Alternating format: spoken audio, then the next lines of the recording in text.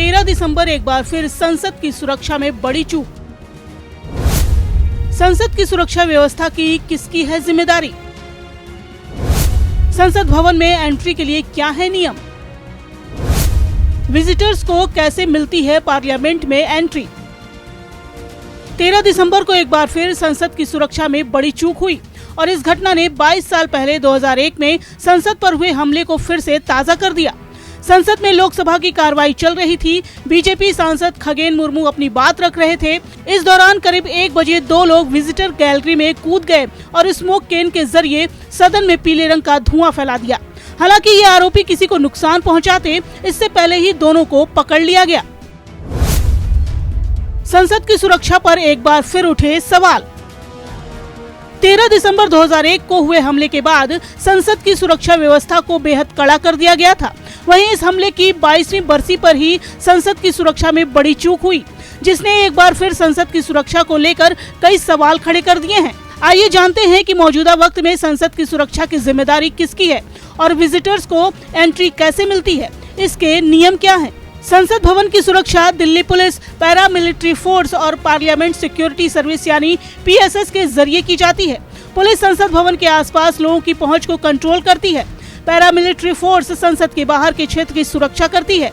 वहीं PSS और Delhi police परिसर के अंदर सुरक्षा करती है। PSS का नेतृत्व ज्वाइंट सेक्रेटरी लेवल का अधिकारी करता है।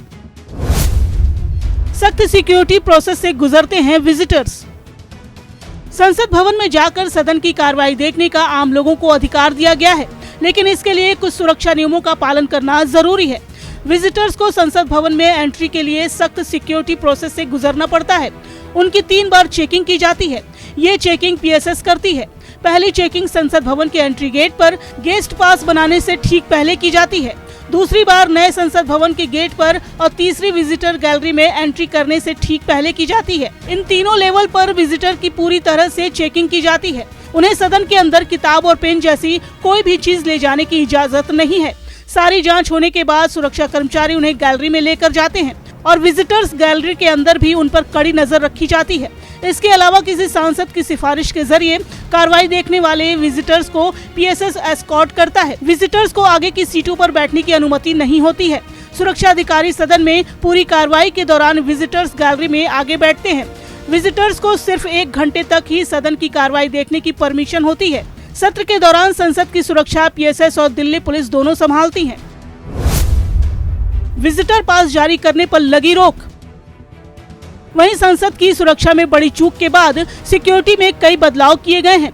अब सांसदों, स्टाफ मेंबर्स और पत्रकारों के एंट्री गेट अलग होंगे। विजिटर्स को चौथे गेट से प्रवेश कराया जाएगा। इस हमले के बाद फिलहाल विजिटर पास जारी करने पर रोक लगा दी गई है।